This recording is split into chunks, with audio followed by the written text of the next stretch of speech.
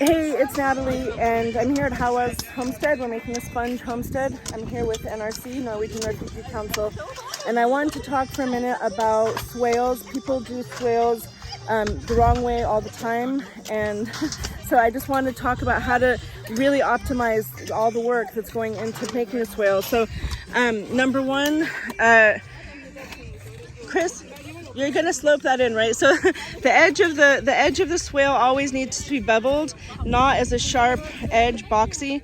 It's not supposed to be highly channelized because we need to prevent erosion. So I usually like to do swales open, so that it's like a slide and then the berm, and then we flatten the bottom. So you'll see they're using a guide stick on the bottom here just to make sure that it's, they use the stick across this way and just use that to measure the width of the bottom all the way down.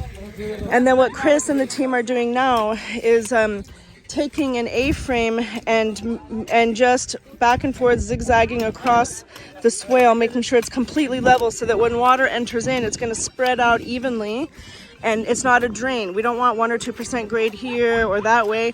It should be 0% so that all the water just completely spreads out. That's why I always say the fourth thief we have 3 thieves of water: the sun, the wind, and the slope. Those are the 3 things that'll evaporate your water or carry it away. But the fourth thief is the one that doesn't properly calibrate the A-frame. So don't be a thief of your own water. The other thing that we've done is spillways. Spillways need to be twice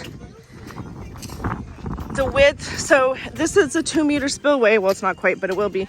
And it's at grade. It's at the grass line. We don't dig down because the grass roots have already secured the spillway. If we had stones, we would armor this with stones up the edges, but we don't, so we're not using them.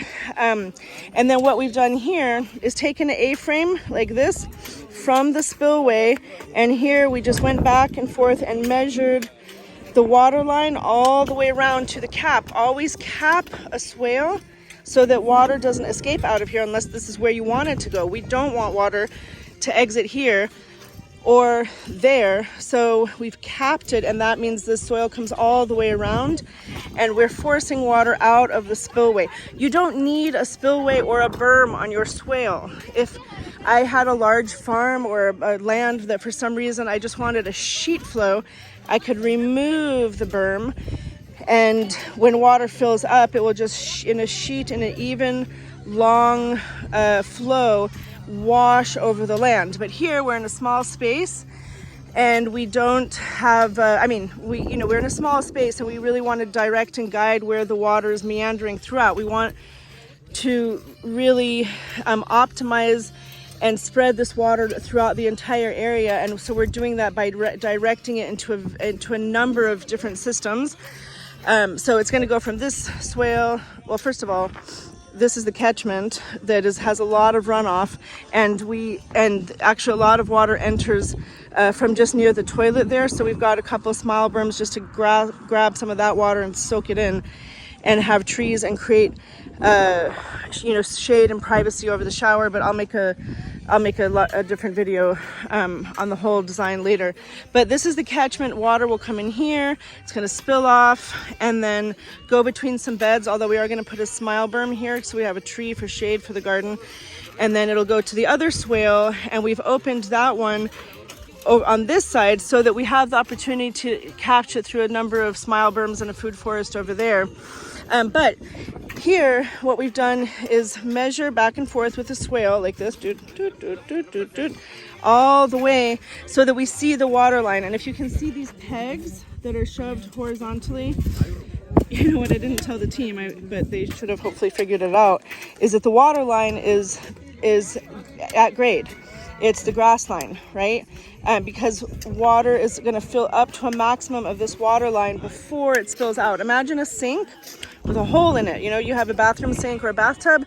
It has that funny little hole because the water should start to pour out of there before it overflows. So the width of the spillway is the width of the swale plus the width of the berm. So 1 meter plus 1 meter equals 2 meter spillway. I've made...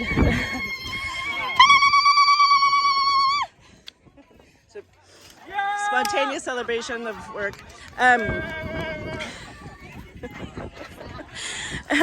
So here we've got, if we make a very big swale, I've made, 4 or 5 meter spillways when we have a very big swale that I've made with bulldozers. And so that will just sheet off down the hill into another system. But that's the point, swale plus berm equals spillway. And so the water line is measured here. And the next step is going to be to take 2 sticks. And how can I show you this? 2 sticks, and make sure that the berm is the same width all across the berm. If not, if you have a weak point, a low point, that is where you may have a breaking point in your berm, and that can cause erosion, and you can really mess stuff up with water, okay? So so just be really mindful of the technical details and ensuring that water is not going to leave where you want, especially in a channelized, concentrated place, because that is where you can create major erosion. Again, we're trying to spread water out here, not channelize it and concentrate it so it becomes incisive. So here, Cass is measuring still the bottom of the other swale to make sure it's completely even. So yeah, that's it. Make sure that your swales are done technically well. Again, this is beveled. I really would have beveled it even more, but it's fine. It's fine for this space. So hope that's helpful. And, we don't only have swales here. I know that a lot of systems can be very swale centric, and that's not what we're doing here. We have a number of different systems on contour. We are responding by design to the natural patterns of the landscape, okay? Mandala Gardens, people like to do a lot of fancy mandala gardens or floral things, and sometimes, especially if you're focusing on permaculture design, when you talk about pattern, the point is not to impose an artificial pattern onto the landscape. You may like flowers, but there doesn't need to be a flower-shaped thing on your land, right? If you're doing hospitals, and when I was working in urban planning, that was something that would come into the urban design. Healing gardens, butterfly gardens, especially in hospitals or places with psychosocial trauma. If the point is beautification, then definitely do mandalas, do beautiful things, lots of floral, wildflowers, butterfly, pollinator gardens, places for quiet contemplation. A lot of memorials have places where you can sit, and we should have them in refugee camps, places where people can fraternize or sororitize. And just be quiet and reflection, and especially people who are dealing with a lot of trauma, which is people in displacement, okay, and conflict and brutality and violence. So it is okay to have beautiful, nicely shaped gardens, but that is a different system, that is a different context. Here we are really trying to optimize the harvesting and capture and storage and synchronization of water and nutrient flows.